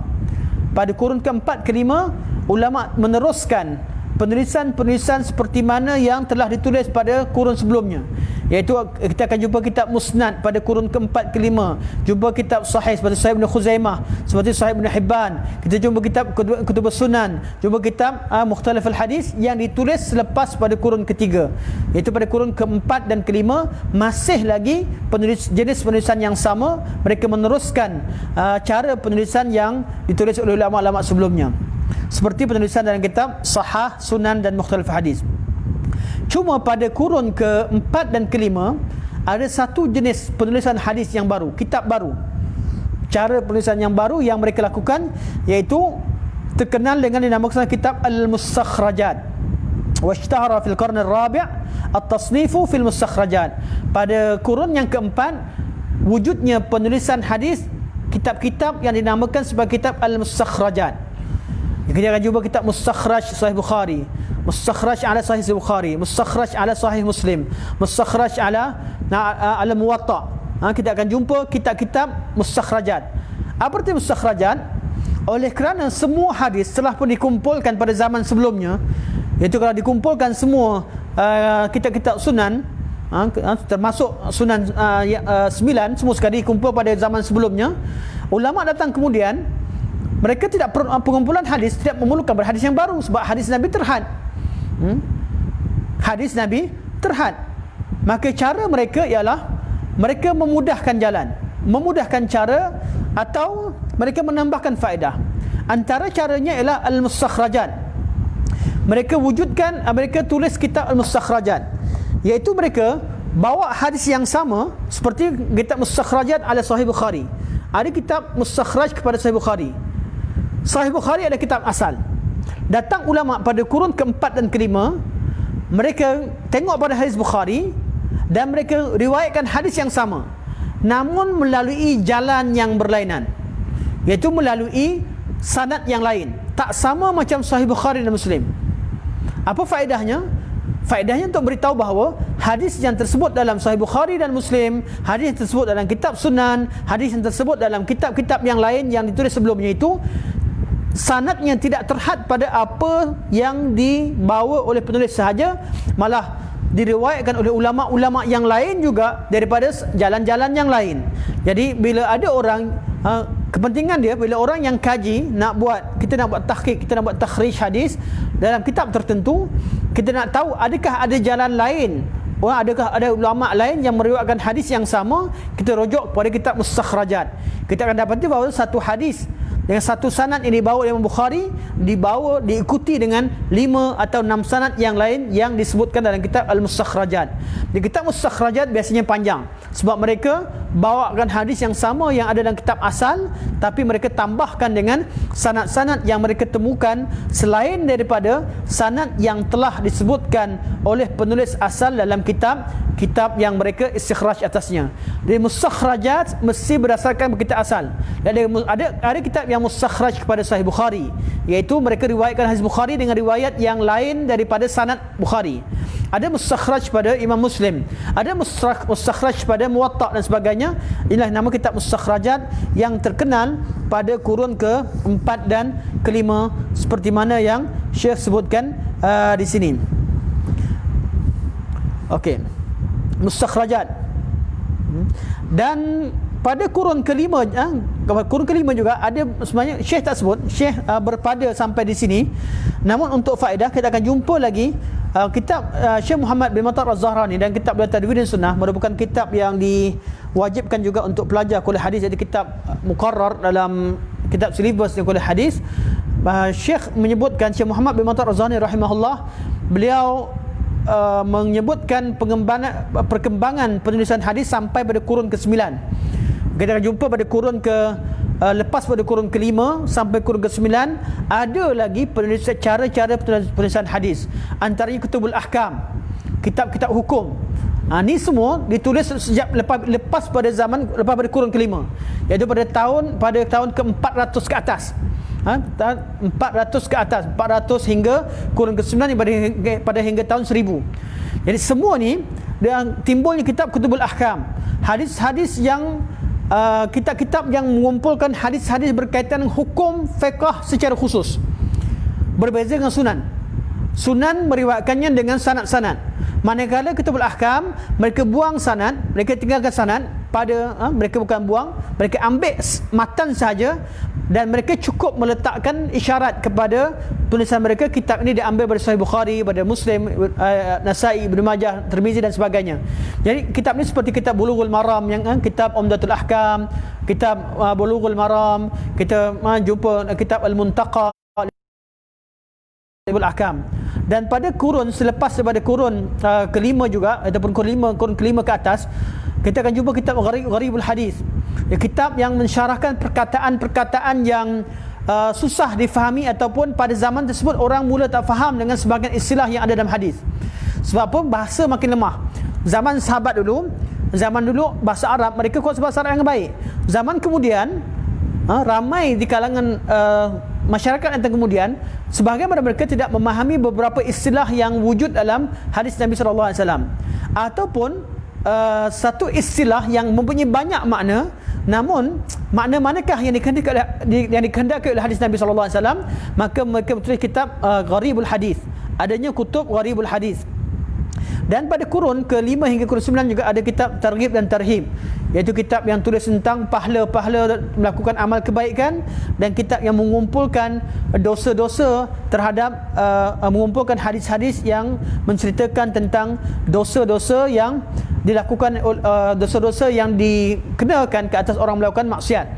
Ini dinamakan kitab Targhib dan Tarhib. Dan dalam kurun ini kitab hadis juga ada bidang tertentu, iaitu kitab yang mereka kumpulkan al-mawdu'at. Pada zaman mereka dah wujud, orang dah banyak tulis hadis-hadis palsu, maka mereka kumpulkan, selain pada hadis sahih dah dikumpulkan, mereka kumpulkan hadis-hadis palsu, seperti hadis kitab al-mawdu'at yang dikarang oleh Ibnu Jauzi rahimahullah dan juga ulama-ulama yang lain. Kalau di kuliah hadis ada satu subjek khas dengan subjek al-mawdu'at, itu mengkaji kitab-kitab yang mengumpulkan hadis-hadis palsu. Lepas tu kalau kita tengok pada kumpul hadis-hadis palsu, kita akan jumpa riwayat berkaitan dengan hadis capal. Kita akan jumpa berkaitan dengan cerita-cerita capan yang disebutkan dalam kitab-kitab Al-Mawdu'at, iaitu kitab-kitab hadis palsu yang dikumpulkan oleh ulama tertentu, dan sampailah pada zaman pengumpulan tersebut berlaku sehinggalah pada kurun yang ke-9. Selepas kurun ke-9 disebutkan sebagai zaman moden, mana zaman asrul hadis, pada zaman baru atau zaman kemudian. Dan tiap-tiap zaman ini, kalau lebih kita kenal, kita akan dapat tahu bahawa sumber mana yang perlu didahulukan. Sebab itu kita perlu tahu jenis-jenis dan sejarah penulisan hadis Nabi SAW. Cuma yang penting, okey, saya minta kita masuk sedikit. Apa tujuan Syekh rahimahullah, Syekh hafizahullah bawakan perbincangan yang panjang berkaitan dengan sejarah penulisan hadis? Syekh kata, untuk menutup bab ini, aku mahu menyampaikan beberapa perkara. Pertama, beliau kata, isbat anna kitabat al-hadis wujidat fi zaman Nabi sallallahu alaihi wasallam wa fi zaman ashabihi ba'da dhalik, wa tawassa'a fiha fi zaman at-tabi'in, wa ishtaddat al-hajatu ilaiha fi zaman atba' at-tabi'in. ولا يعني أن السنة كانت كلها مكتوبة، بل الغالب في زمن الصحابة والتابعين الحفظ والنقل للسنة بالرواية. Okey, Syekh kata, pertama yang aku nak tegaskan sebelum kita tutup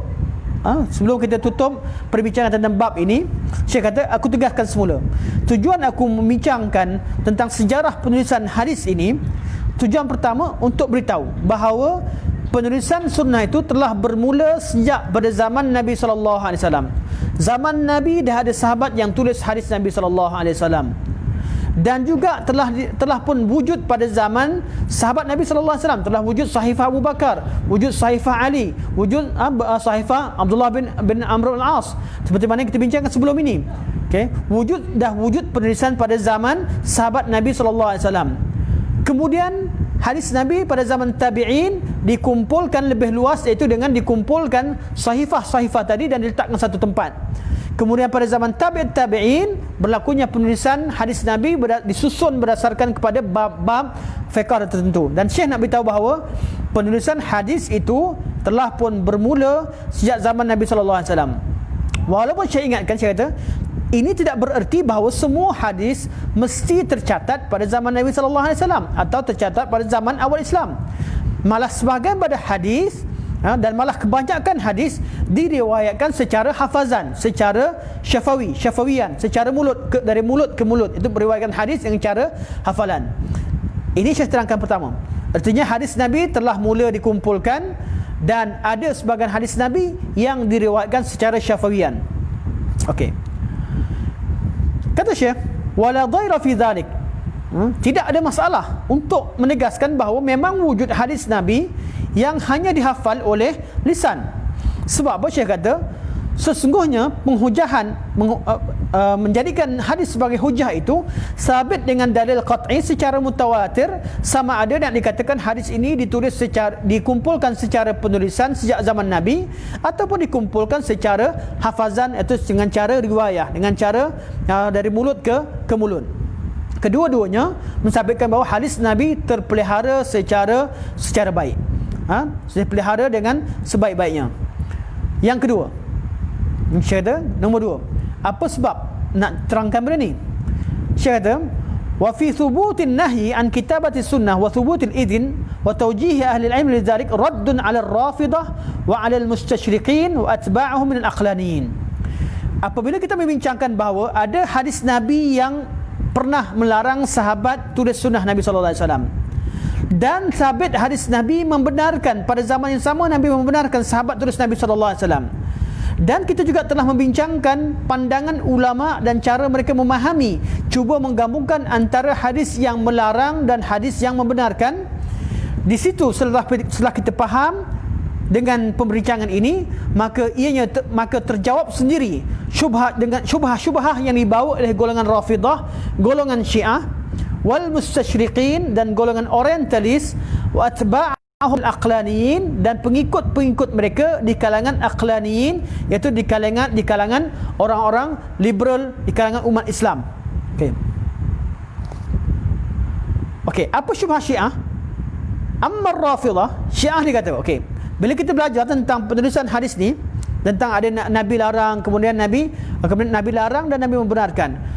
Nabi larang kerana takut bercampur Quran, Nabi benarkan kerana sahabat yang pelihara Quran. Nabi larang sebab orang bergantung pada penulisan sehingga tidak melupakan hafalan dan sebagainya, sebab-sebab yang telah dibincangkan pada kuliah kita pada 2 minggu yang lepas. Dengan kita faham tersebut, kita dapat jawab persoalan Syiah Rafidah. Syiah dia kata apa? Syiah mendakwa bahawa tidak sabit hadis Nabi melarang penulisan hadis Nabi sallallahu alaihi wasallam. Tak sabit. Syiah kata Nabi tak pernah larang. Nabi tak pernah larang sahabat Nabi sallallahu alaihi wasallam tulis sunnah. Dia menafikan hadis yang melarang. Sebab apa? Sebab mereka nak tuduh Abu Bakar. Sebab Syiah dakwa bahawa Abu Bakar telah membakar sebahagian daripada Al-Quran dan membakar Abu Bakar telah membakar Al-Quran, membakar sebahagian kandungan Quran yang ada tidak sempurna. Okay.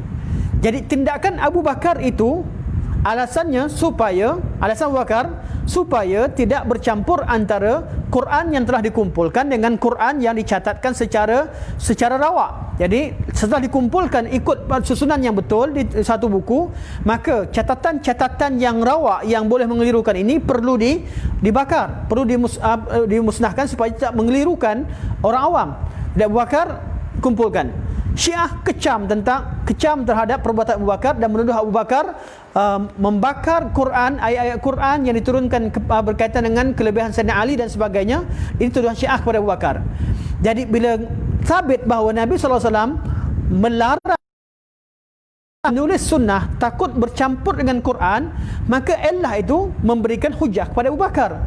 Sayyidina Abu Bakar membakar Al-Quran yang dicatat secara terabur, secara berasingan, secara rawak itu, sahabat-sahabat yang catat Quran secara rawak, Abu Bakar perintahkan untuk dibakar nuskah tersebut takut bercampur dengan Quran.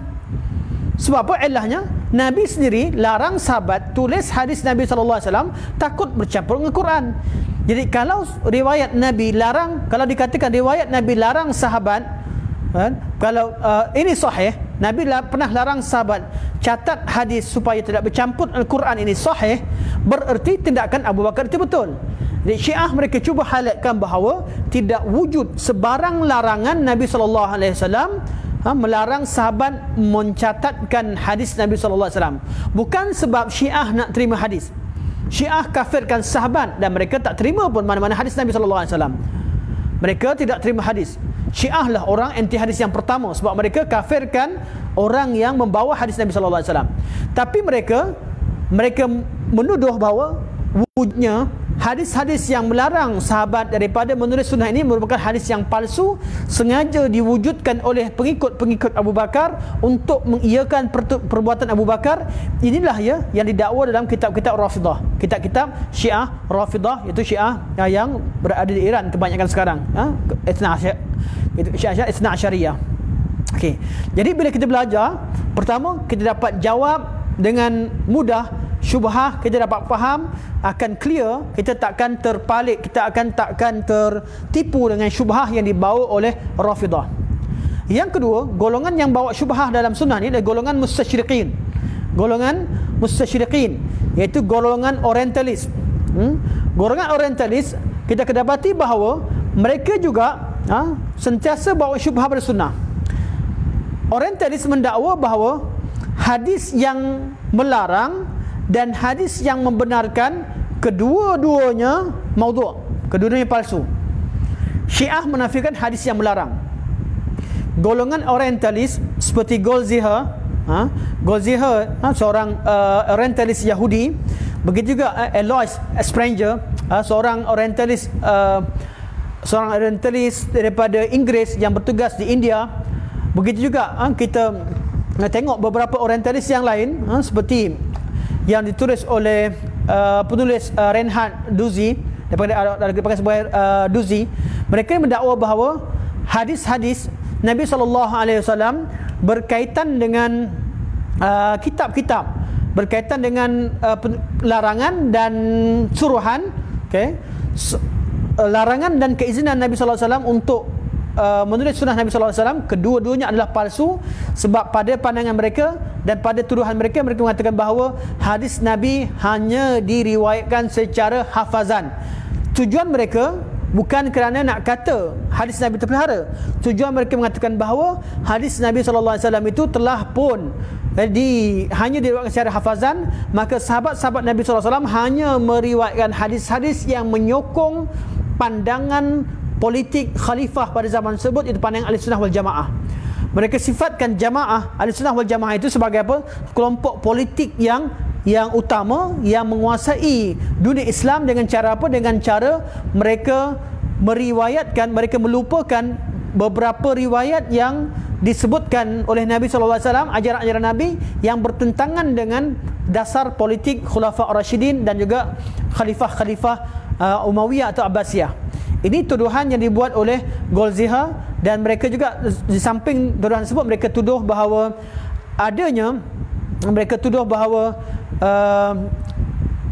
hadis-hadis yang dibuat yang menceritakan tentang Nabi pernah melarang dan mengizinkan itu sengaja diwujudkan semata-mata untuk melupakan bahawa adanya kecelaruan dalam hafazan hadis. Sebab tu Goldziher dia buat hadis mausu'ah.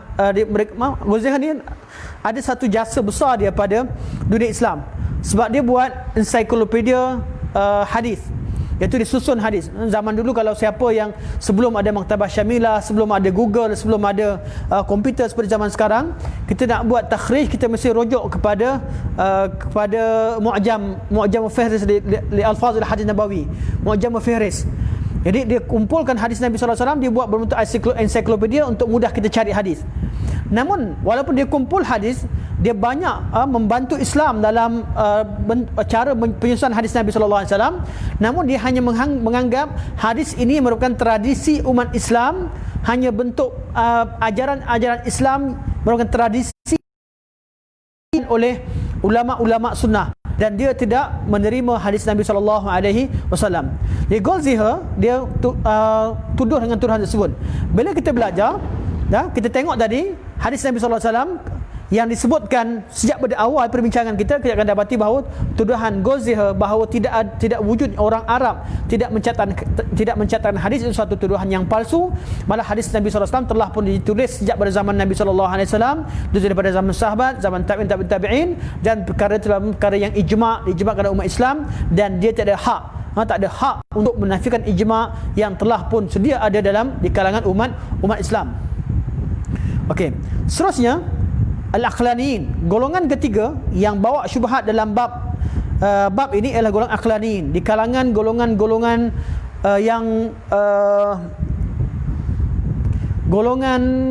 yang menggunakan akal mereka. Boleh katakan seperti golongan Quraniyun. Aqlaniyin ini sebahagian daripada mereka Quraniyun, golongan yang mengutamakan akal mereka. Okey, antaranya Quraniyun yang diasaskan oleh Taufiq Siddiqi. Taufiq Siddiqi beliau taubat pada hujung hayat beliau, tapi beliau telah mengasaskan satu pemikiran, iaitu berpada dengan Quranul Karim dan menolak sunnah Nabi SAW. Pemikiran ini disebarkan dan ditulis dalam majalah Al-Manar yang dimiliki oleh Muhammad Rashid Ridha, atau pada zaman Muhammad bin Abduh. Bila majalah Al-Manar selepas zaman Muhammad bin Abduh, iaitu anak murid beliau, di majalah Al-Manar disebarkan pemikiran begini. Asalnya bertujuan untuk menceritakan tentang kehebatan Quran, dan akhirnya wujudnya golongan Quraniyun, itu golongan yang hanya berpada dengan hadis Nabi SAW. Di golongan ini mereka mengatakan bahawa kalau golongan Syiah kata hadis yang melarang itu hadis yang palsu, golongan Orientalis kata hadis yang larang dan hadis yang izinkan kedua-duanya palsu, dituduh. Dan datang golongan Quraniyun di kalangan orang Islam yang liberal dan juga golongan anti hadis. Mereka mengatakan bahawa hadis mengizinkan itu, hadis Nabi SAW, hadis yang melarang itu telah menasahkan hadis mengizinkan. Artinya apa? Mereka kata Nabi pernah melarang, Nabi pernah membenarkan. Hadis larangan itu datang kemudian, dia kata.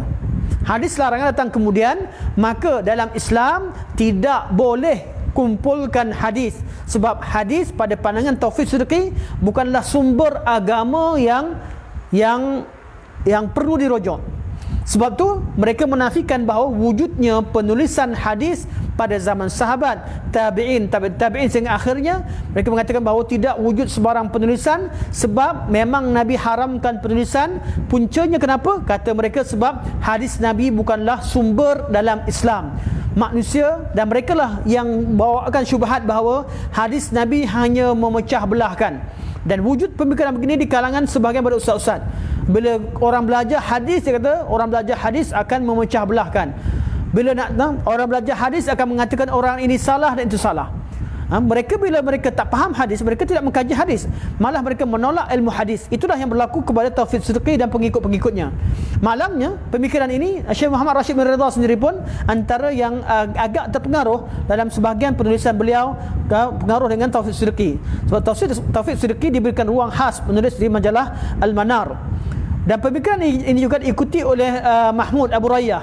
Mahmud Abu Rayyah salah seorang penulis Mesir yang terkenal, yang meninggal pada tahun 1970, seorang orientalis, seorang ulama liberal di kalangan, seorang tokoh liberal Mesir. Dan Abu Rayyah ni ataupun Mahmud Abu Rayyah terkenal dengan kecaman dia terhadap Abu Hurairah radhiyallahu an. Dan tentu kalau tengok pada penulisan Abu Rayyah, kita sangat sakit hati bagaimana beliau membawakan mereka kisah penghinaan kepada Abu Hurairah radhiyallahu an. Dan beliau antara pengikut setia kepada Madrasah Islahiyah, iaitu pada gerakan Muhammad bin Abduh. Malangnya gerakan ini selalu pada gerakan ini ada banyak jasa yang besar. Gerakan Muhammad bin Abduh bersama anak-anak muridnya Muhammad Rashid Ridha sebagainya mempunyai jasa yang besar terhadap dunia Islam. Dengan gerakan mereka lah wujudnya sekolah-sekolah agama yang menggabungkan antara akademik dengan Arab dan sebagainya. Dan gerakan mereka lah yang mewujudkan wujudnya golongan disifatkan sebagai golongan muda di dunia Islam, termasuk di Malaysia sendiri pun. Namun mereka bukanlah mereka mengajak kepada liberal, mengajak kepada lebih terbuka, dan antaranya adalah terbuka menerima pandangan yang lain. Mana ada bab kebaikan yang mereka bawa, terbuka menerima sistem pengajaran akademik dicampurkan dengan Arab, terbuka dengan mazhab-mazhab dan Islam. Namun antara kesilapan mereka ialah bila terlalu terbuka, akhirnya beberapa perkara yang telah diijma'kan dalam Islam ada di kalangan pengikut mereka telah melampaui batas, sehingga mereka kritik sunnah sehingga memperlekehkan Abu Hurairah, seperti yang dilakukan oleh Mahmud Abu Rayyah, seorang penulis Mesir yang meninggal pada tahun 1970. Sama juga pemikiran di kalangan yang memperlekehkan, yang mempertikaikan bab tadwin sunnah ini adalah Jamal Banna, adik bongsu kepada Hasan al-Banna. Jamal Banna adalah tokoh orientalis atau tokoh liberal Mesir yang baru meninggal pada tahun lebih kurang 2013. Jamal al-Banna, adik bongsu pada Hasan al-Banna. Abangnya memperjuangkan sunnah Nabi SAW dalam bab tertentu. Adiknya bongsunya seorang liberal yang bukan liberal biasa. Jamal al-Banna lah yang keluarkan fatwa tak wajib, perempuan tak wajib tutup aurat, perempuan dan lelaki boleh cium berlaga pipi, tak ada masalah bagi perempuan. Jamal al-Banna juga keluarkan beberapa fatwa-fatwa yang ditentang hebat oleh umat Islam. Dan kita tahu bahawa pemikiran ini wujud dalam masyarakat Mesir sekarang. Kalau orang Mesir sekarang ni kalau mereka berhujah pertikaikan mereka yang memperjuangkan hak wanita, cerita tentang tak wajib tutup aurat, yang mengatakan bahawa hadis-hadis tutup aurat hanya khas untuk isteri-isteri Nabi sallallahu alaihi wasallam, bukan untuk umat Islam, dan memperjuangkan hak-hak wanita. Malah fatwa yang paling pelik dikeluarkan oleh Al-Banna, iaitu Jamal Al-Banna, ialah perempuan boleh jadi imam. Ya, kalau solat perempuan boleh jadi imam. Aminah Wadud hanya antara pengikut kepada Jamal Al-Banna. Jadi Jamal Al-Banna mempunyai ilmu tentang Islam, jadi dia keluarkan pandangan bahawa perempuan boleh jadi imam apabila hafalan Qurannya lebih daripada lelaki. Jadi kalau semayang kat rumah, isteri tu hafizah, suami tak hafal Quran, isteri yang patut jadi imam, mengikut pada pandangan Jamal Al-Banna. Jadi semua ni, semua mereka ni mempertikaikan hadis Nabi SAW. Dan sebagai penutup, sebelum saya tengok pada komen tuan-tuan perempuan, saya nampak banyak komen. Tak apa, saya minta lewat sikit, tak apa, kerana tuan-tuan di rumah, saya tidak melibatkan. Saya harap admin membenarkan. Saya ambil masa sikit je, insyaAllah, sekitar 5 minit. Macam mana kita nak jawab dengan syubhat-syubhat yang dibawa oleh geng-geng ni? Saya ambil satu syubhat yang dibawa oleh geng liberal dan geng anti hadis, Quraniyun. Kerana mereka wujud di Malaysia ramai. Hujah-hujah mereka tersebar di kalangan golongan Quraniyun, dan golongan Quraniyun wujud di Malaysia dan wujud di Nusantara. Mereka berhujah, Quraniyun, mereka mengatakan bahawa hadis yang melarang ialah hadis yang betul, hadis yang menasahkan, hadis yang membenarkan. Okey, kita tanya pada mereka.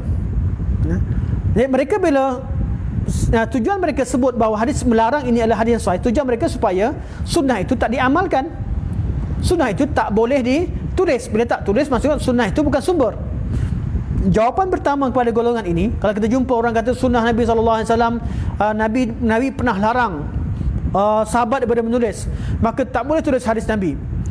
Katakanlah kita nak jumpa dengan mereka, selain mereka kita jawab bahawa Nabi tak larang, itu jawapan yang kita sebutkan tadi, kita biarkan masuk dalam bab berhujah. Kita kata tak apalah, walaupun Nabi larang hadis, Nabi SAW larang sahabat daripada menulis sunnah, seperti mana dalam setengah pada hadis yang melarang tersebut, Nabi larang tulis sunnah, tapi Nabi SAW tidak larang mengamalkan sunnah Nabi SAW. Sedangkan golongan liberal ini, golongan anti hadis, mereka mengajak orang mereka mengatakan bahawa hadis itu bukan hujah. Sedangkan dalam hadis ini Nabi SAW larang sahabat menulis, tetapi Nabi mengarahkan sahabat sebarkan hadis Nabi SAW. Sebab itu hadis Nabi, la taktubu anni, jangan kamu tulis hadis daripada-Ku, wa man kataba anni ghairal Quran falyamhu, barang siapa yang tulis daripadaku selain dari Quran, hendaklah dia musnahkan. Wa hadithu anni wala haraj, dan sampaikan hadis daripada-Ku, dan ini tidak membuka kesalahan, iaitu walaupun tidak ditulis, namun hendaklah disebarkan hadis Nabi SAW. Hadis Nabi suruh sebarkan dan sampaikan, artinya hadis ini hujah. Di golongan Quraniyun, dia gunakan hujah hadis Nabi melarang, tapi dia tak baca hadis Nabi SAW. Mereka akan baca hanya sampai la taktubu anni wa man kataba anni ghairal Quran falyamhu. Dia akan stop kat situ. Sedangkan sambungannya ialah wa hadithu anni wala haraj, sampaikan hadis daripada-Ku, dan itu bukan satu perkara yang ku larang. Jadi hadis ini, hadis yang dikatakan hadis yang menasahkan, hadis yang melarang menasahkan hadis yang didakwa sebagai menasahkan hadis yang membenarkan oleh golongan liberal atau golongan Quraniyun sini, tidak menjadi hujah kepada golongan Quraniyun. Ya, termasuk antaranya Kasim Ahmad menyebutkan perkara ini. Okey. Jadi pertama, kita jawab pada mereka, jawapan pertama, larangan hadis bukan larangan mengamalkan hadis. Ini pertama. Yang kedua, hadis yang melarang tersebut merupakan hadis yang memerintahkan supaya kita menyebarkan hadis Rasulullah SAW. Hadis yang sama. Kemudian yang ketiga, jawapan kita pada mereka, kalau kalian mengatakan bahawa kalian golongan anti hadis, tak percaya pada hadis, kenapa nak berhujah dengan hadis Nabi SAW? Dan ini satu jawapan yang sangat kuat. Kita akan jumpa banyak golongan anti hadis yang akan berhujah dengan hadis Nabi SAW. Ya, kita kata pertama, larangan Nabi SAW. Jawapan pertama yang paling awal sekali, dakwaan kalian salah. Kalian kata Nabi SAW hadis melarang itu hadis yang nasah. Malah sebaliknya, sebab hadis yang membenarkan ialah berlaku pada Hajjatul Wida dan pada akhir zaman Nabi SAW. Yang kedua, kalau betul sekalipun hadis Nabi SAW melarang, hadis itu hanya melarang sebab menulis, bukan melarang untuk berhujah dengan hadis Nabi SAW seperti mana kalian lakukan. Yang ketiga, dalam hadis larangan yang kalian jadikan sebagai hujah sekalipun, sambungan hadis tersebut ialah mengarahkan Nabi SAW mengarahkan sahabat untuk beramal dengan hadis Nabi SAW, sampaikan hadis Nabi SAW. Dan yang keempat, jawapan yang keempat pada mereka, sekiranya kalian tidak beriman dengan hadis Nabi SAW dan tidak menjadikan hadis Nabi sebagai hujah, kenapa kalian berhujah dengan hadis yang melarang penulisan hadis? Sebab kedua-duanya daripada sunnah Nabi SAW. Dan ini adalah jawapan yang dikemukakan oleh ulama Islam dalam mendepani golongan ini. Dan kita tahu bahawa sebenarnya mereka tidak punya hujah, mereka hanya mampu mengeluarkan syubhat. Sebab tu mereka sebarkan syubhat dan mereka takkan mampu, tidak mereka galakkan manusia untuk jauhkan diri daripada majlis-majlis ilmu. Dan itu pun yang mereka lakukan, sebarkan syubhat dan bawa kumpulan. Sebarkan syubhat, buat kumpulan. Kita dapati pada mereka buat kumpulan-kumpulan tersendiri dan mereka buat cara pemahaman mereka sendiri. Sebab tu ilmu Islam tidak perlu disembunyikan. Kalau betul mereka jujur, mereka ni benar, berkatalah benar, dan kalau perlu kepada perbincangan, buatlah perbincangan yang secara ilmiah. Ini sikit sebanyak disebutkan oleh Syekh rahimahullah. Dan yang terakhir cuma saya sebut secara ringkas. Syekh kata antara sebab kekeliruan dalam bab memahami yang syubhat yang mengatakan bahawa penulisan hadis hanya bermula pada kurun kedua ialah mereka tak bezakan antara istilah penulisan dan pengumpulan, tak bezakan antara istilah al-kitabah, istilah taqyid, tadwin dan tasnif. Taqyid catatan, tadwin kumpul, tasnif ini penulisan, iaitu pengkategorian. Sebenarnya tiga jenis ini berbeza. Memanglah pada kurun kedua ialah kali pertama berlaku tadwin, iaitu pengumpulan hadis, tapi tidak menafikan wujudnya penulisan hadis Nabi SAW sebelumnya. Bagi orang yang salah faham bila sebut kata-kata ulama, dalam kata-kata ulama salaf mengatakan bahawa orang pertama yang melakukan tadwin iaitu pengumpulan hadis adalah Az-Zuhri, mereka sangka bahawa Zuhri lah orang pertama yang menulis. Tidak. Zuhri lah orang pertama yang menulis. Hakikatnya Zuhri orang pertama yang mengumpulkan hadis Nabi SAW. Sebelumnya wujudnya catatan-catatan sahabat Nabi sallallahu alaihi wasallam secara personal. Okey. Saya ambil masa sikit untuk tengok komen tuan-tuan dan puan-puan sebelum kita tutup majlis kita, insya-Allah.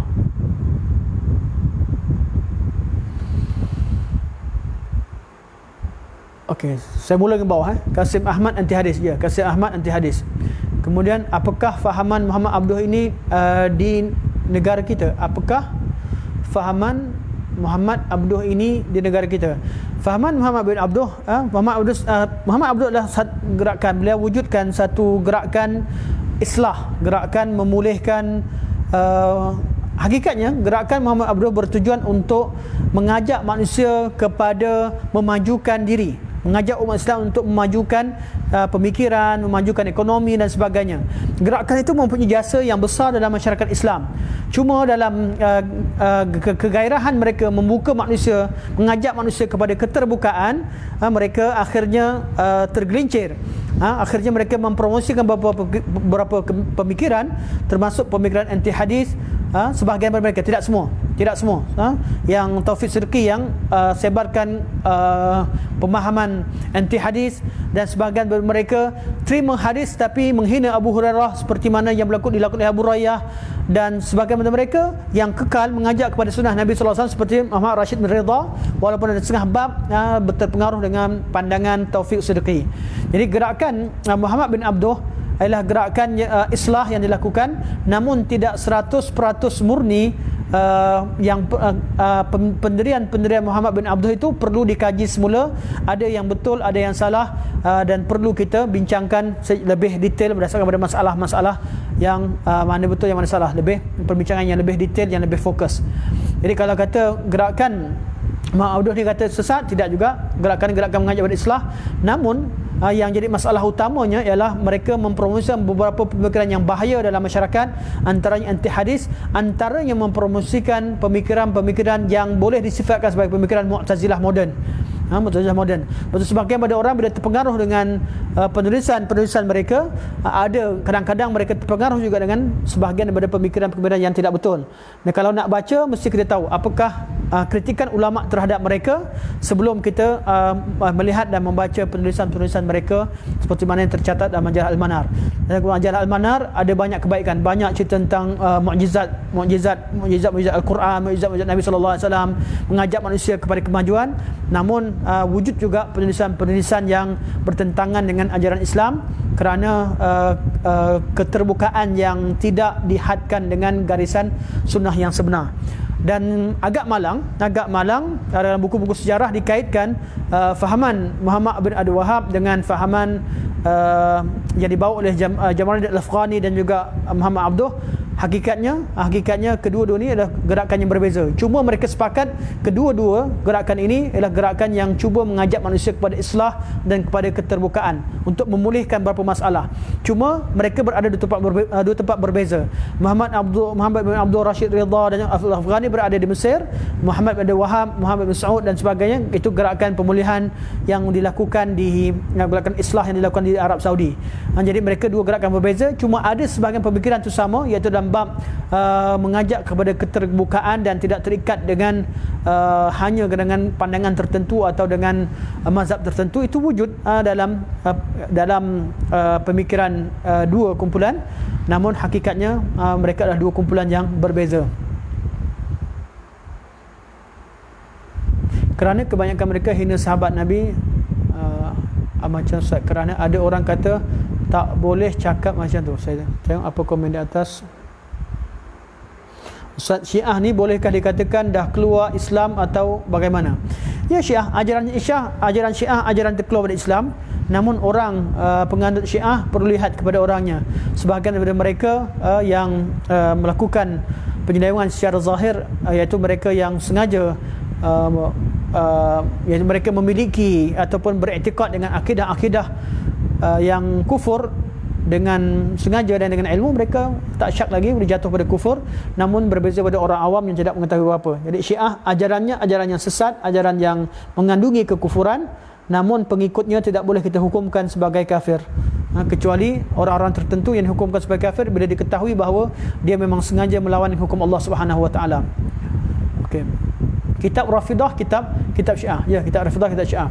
Imam Malik tabi'in. Ya, Imam Malik tabi'in. Assalamualaikum Ustaz, barakallahu fikum wa fikum barakallah. Dan alhamdulillah. Okey, jadi tajuk kita dah tahu. InsyaAllah sekadar ini semoga Allah jadikan pertemuan kita pertemuan yang manfaat, yang baik buat Allah Subhanahu Wa Taala, yang lemah kurang bisa sendiri. Semoga Allah ampunkan kelemahan tersebut dan Allah tutup kelemahan tersebut dengan pengampunannya. Dan antara cara kita minta pengampunan Allah dengan kesilapan kita ialah dengan kita turun kafaratul majlis. Subhanakallahumma wa bihamdika asyhadu an la ilaha illa anta astaghfiruka wa atubu ilaik. Wa sallallahu ala sayyidina Muhammad wa ala alihi wa sahbihi wa baraka wa sallam. Assalamualaikum warahmatullahi wabarakatuh.